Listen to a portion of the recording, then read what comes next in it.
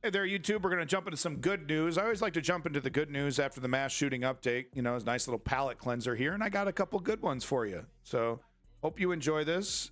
You know, we talk about a lot of bad news, so I thought you'd balance it out a little bit, right? By the way, thank you for everybody that's sticking around, all you lurkers and all you chatters. Thank you so much for being here. Quote unquote, pretty staggering. Thousands of California police officers could be stripped of their badges under new law.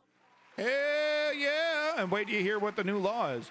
California's Police Standards Commission is bracing to decertify or suspend 3,000 to 3,500 police officers each year for serious misconduct under a new state law. And wait, Panda Man, before you stop typing, Panda Man, stop making excuses for police 1 second, okay? Because these are cops that will be replaced. These new cops who will be trained properly, who don't abuse their power, will replace them. Okay? These are not permanent cuts. These are people fired for not doing their job properly and are going to be replaced. So stop the gaslighting. Oh, see, this is the liberals. They're trying to make cities less safe. They're trying to fire all the cops, try to make sure criminals can commit crimes. Right, Panda Man? That's the narrative? Liberals want, I mean, some of it's true though. I mean, God, look at how liberals are running San Francisco and LA and all these other places, right? Oh yeah, petty crime shouldn't be, you shouldn't go to jail for petty crime. So just go ahead and commit as many petty crimes as you want. So you got people just running in and out of Walgreens, stealing all day. I was there, man. It was happening all day, constant. It was constant, right? How are you supposed to run a business in this environment? But firing and retraining 3,500 cops, that's no big deal, right? That happens every day. People who don't do their job properly get fired for it. This is called accountability. This is a good thing. This is a good thing.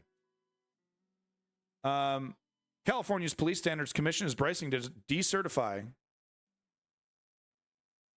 Oh, you were typing it up, Panda Man. Shut the hell up. You were typing it up. You know you were. You know you were. Oh, what do you, this is the left. This is the left trying to, you know you were, boy. I can't look at this article because I don't want to look at their fucking stupid ads. You get the point. Get the point. You want to read it? It's right here. Here's the article.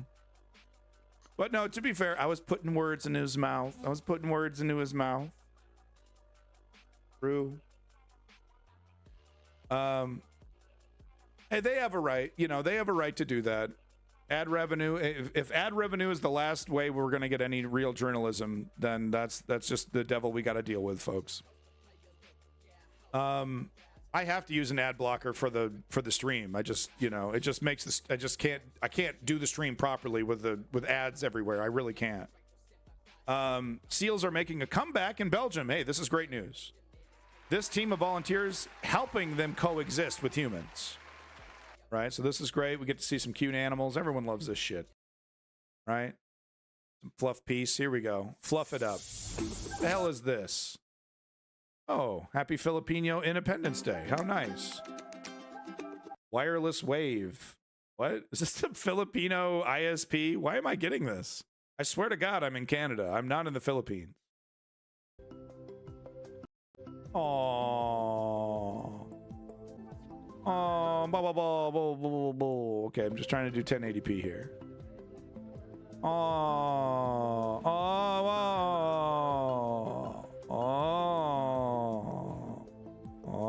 They're back.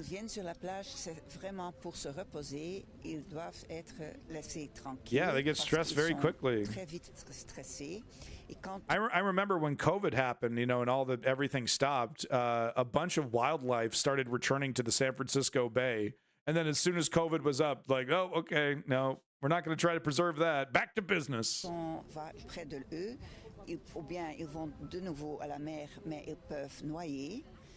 S'ils sont fatigués, ils peuvent noyer. Mais la deuxième chose, ce sont des animaux sauvages. You don't want to be the guy getting your ass kicked by a seal. You don't want to be the guy getting chased down by a seal. There's not a lot of them, is there? Just 2 of them. It looks kind of lonely. Hey, 100 and 200. Isn't that great? Love to see it. Oh, So in that's the a big last one. 20 years, we've seen that the numbers of seals in Belgium have been on the rise. So we had almost no seals left at the end of the last century. And now 2 species have recolonized the southern part of the North Sea, including Belgium. Oh, they were injured. I see that the people that are walking on the beach are getting Awesome. more used of seeing seals on the beach. And in the past, where they would just walk past it, they are now reporting it to us. So we are actually having a bigger amount of seals being reported on the North Seal. And we are actually having more interventions because some seals are perfectly fine to actually survive in the wild. No. And they might have a minor wound, but we see seals with bigger wounds these days. So cute. Hey, congrats to those activists, those individuals. Having seals, You know, more seals keeping on the them beach alive. is definitely not a negative. We should actually say that that's a good thing. That means that the North Sea is actually a good, clean sea at this point. Still not clean enough, but we're on the rise. Yeah. We're on the good track. Some good news. Having more seals on the beach, I think, is just a matter of people being cautious. It is the matter of reporting it, as I mentioned before. Report Yeah. it. Yeah, you see some jackass trying to take a selfie with the seal. Stand up, man. Like we gotta stop with this selfie culture of these endangered animals. There's a reason why there's a sign there. There's a reason why human beings are supposed to leave them alone. Okay, it's not to ruin your fucking social media presence. All right. Say it to report it to our center if you find a wounded seal. It is as living suddenly with another species that comes out in the normal wild nature. We need to start to live hand in hand with the nature. 100%. Live hand in hand with the nature.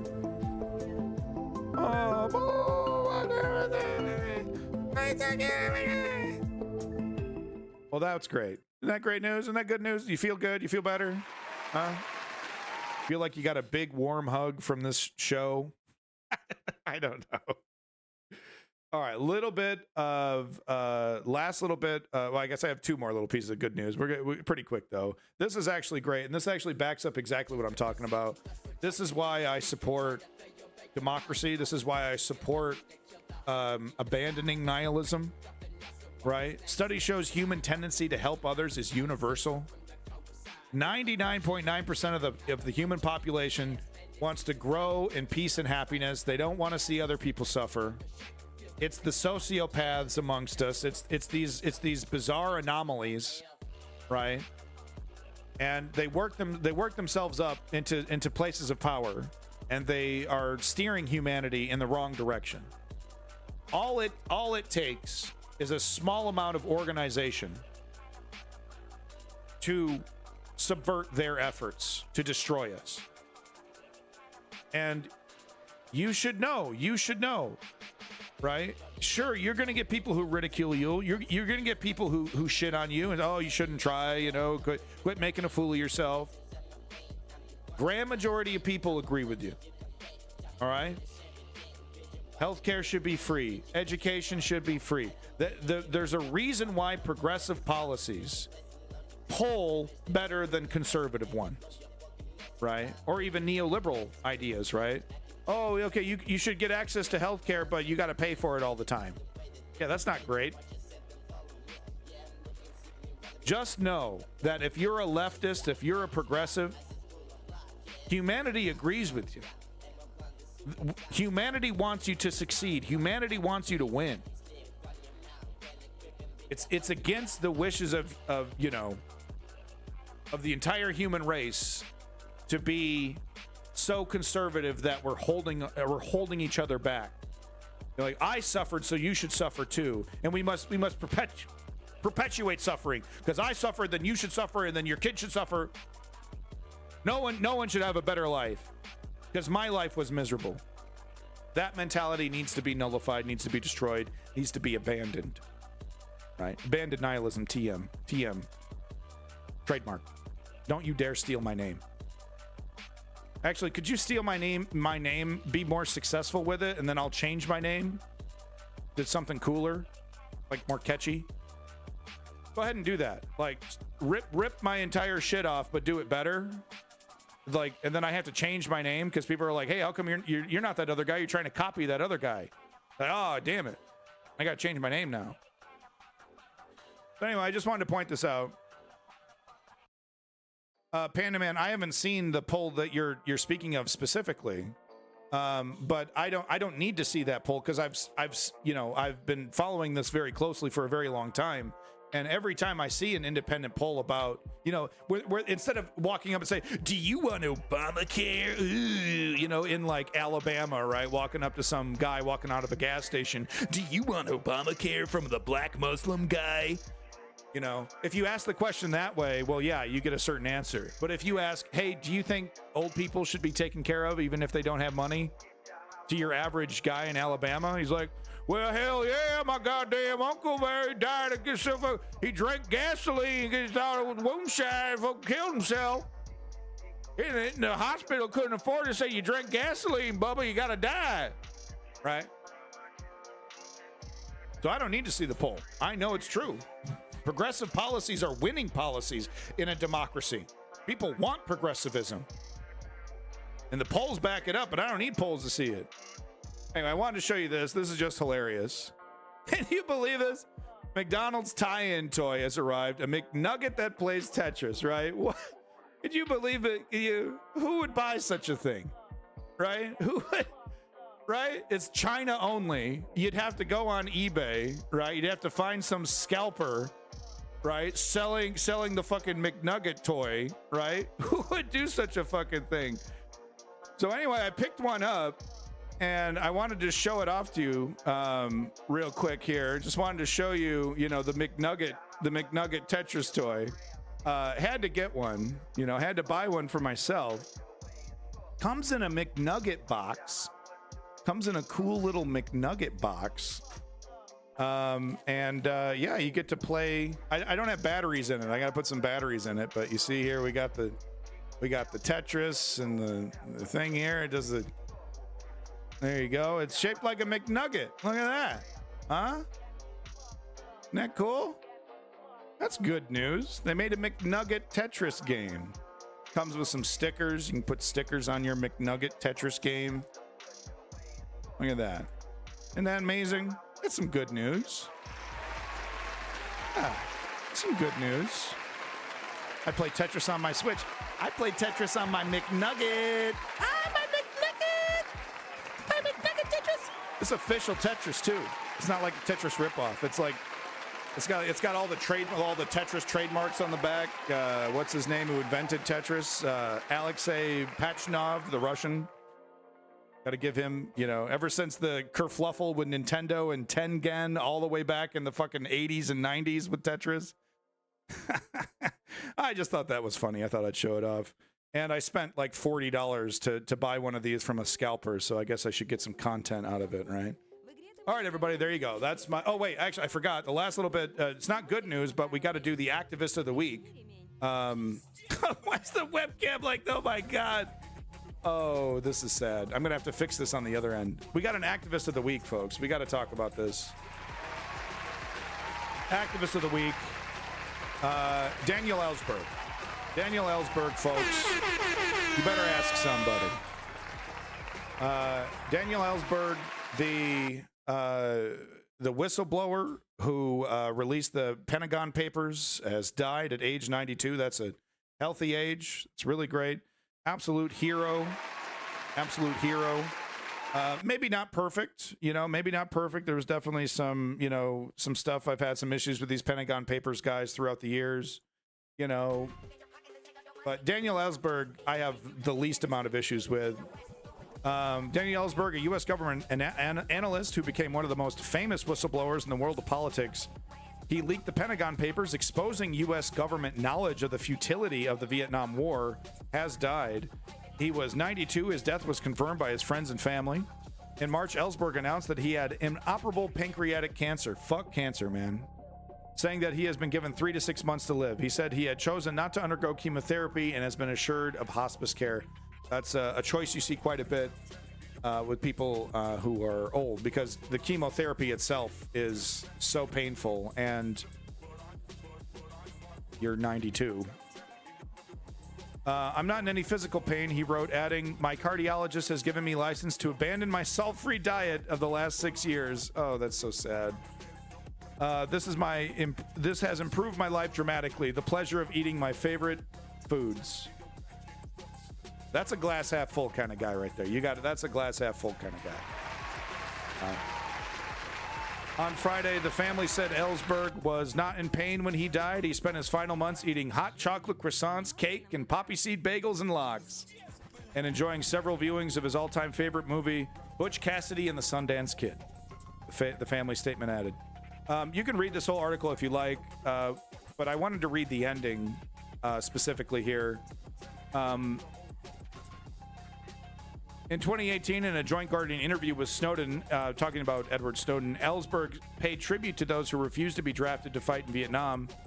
Quote, I would not have thought of doing what I did, he said, which I knew would risk prison for life without the public example of young Americans going to prison to make a strong statement that the Vietnam War was wrong and they would not participate, even at the cost of their own freedom. Quote, without them, there would have been no Pentagon Papers. Courage is contagious. 3 years later, in an interview to mark 50 years since the publication of the Pentagon Papers, he said he, quote, never regretted for a moment his decision to leak. Hell yeah. His one regret, he said, was that I didn't release those documents much earlier when I think they would have been much more effective. And that is one of the criticisms levied against him. I've often said to whistleblowers, don't do what I did. Don't wait years till the bombs are falling and people have been dying. Right? Act. Don't wait. Act. Wanted to show you just one of his greatest hits. The man is filled with amazing quotes, but I just, wanted to show one of many amazing quotes from Daniel Ellsberg here.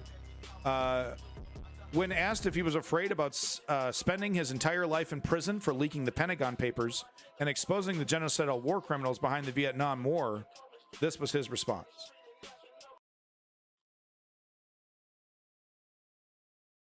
Head, so to speak, for some months, and now more serious charges. As time goes on and as you become more deeply entwined in this matter, have your feelings changed, or are they changing toward the entire case? Toward the case? Toward the entire matter. I can't regret having done what I knew at the time to be what I ought to do, my duty as a citizen.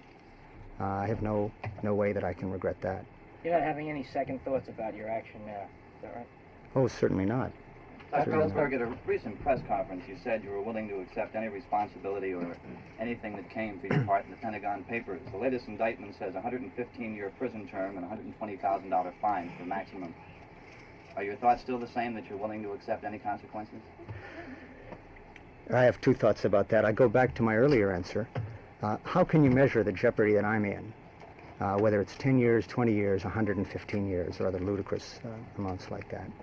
To the penalty that has been paid already by 50,000 American families here, and hundreds of thousands of Vietnamese families. It would be absolutely presumptuous of me to pity myself in that context, and I certainly don't, and I'd be ashamed of myself. And because we didn't have enough whistleblowers, we repeated the same exact issue in Iraq and Afghanistan. Right? The military-industrial complex needed a war to fight. Oh, there's some scary brown people. Oh, they're coming to get us. They're coming to get us. Complete waste of time. Complete horrific waste of life. Both sides, of course. Right? Civilians and soldiers on both sides dying for absolutely nothing. Right? Vietnam was not Ukraine. Iraq and Afghanistan is not Ukraine. Right? Situations that would never be fixed with a military solution, right? It's the military-industrial complex justifying its own existence. That's the dirty, disgusting logic behind all of this. It's money, and it's, and it's like I said, it's this massive institution that needs an enemy to fight. Panda Man's question is an interesting one. I think that's a good question. Has like the UK and Florida has the UK and France and all these other big Western countries, have they acknowledged that the war in Vietnam was a crime? that the United States was, it was totally not justified in doing that, that there was no, fear of communism spreading across the world like a virus. And, if we don't kill them immediately, we're going to catch the commie virus. All right. There was no justification for what we did to those people. The Gulf of Tonkin, it's been shown that there's documented proof that the Gulf of Tonkin was basically a false flag, right? So has the international community talked about that? I don't know. That's a very good question. If they haven't, they should. And honestly, the United States, does need to accept culpability for the crimes it's committed. If we're ever going to have real peace, real global world peace, the United States does have to apologize, talk about, and accept that they too commit crimes, because right now the paradigm is a little different, isn't it? Right? America the Great, we're not allowed to have a discussion. You're not allowed to go on MSNBC and really point out the crimes of the United States empire, right? If you're, the only time you hear it is when someone is whatabouting, right? But you never really hear a deep, emotional, introspective look at the crimes of the United States empire. And we need to do that, right? Because we're as the United States empire, as the West, as the Western Alliance, we're telling all these other countries how to live. Like, you want to be like us, right? You want to be like us. Well, if we're gonna be telling people how to live, we need to have a moral authority to do that. And you can't have a moral authority if you're like, yeah, well, when we commit crimes, it's good, or it's justified, or it's okay, and you should ignore it. But when Putin and Xi Jinping and Kim Jong-un and all these other people, right? Oh, well, they're the real bad guys. They're the real bad. You can ignore Cuba. You can ignore Palestine, right? You can ignore all the other crimes in the United States, right? Because really, we're the good guys. I mean, we're not perfect, but, it does need to change. This American exceptionalism is what it's called, right? It absolutely does need to change. So we need more individuals like Daniel Ellsberg. We need more individuals like Daniel Ellsberg. Ooh, DZ Drunk, would you like to play a game? Ooh, that would be so much fun. DZ Drunk, yes or no? Would you like to play a game? So there you go, YouTube. That is my activist update and good news update. Thank you so much for being here.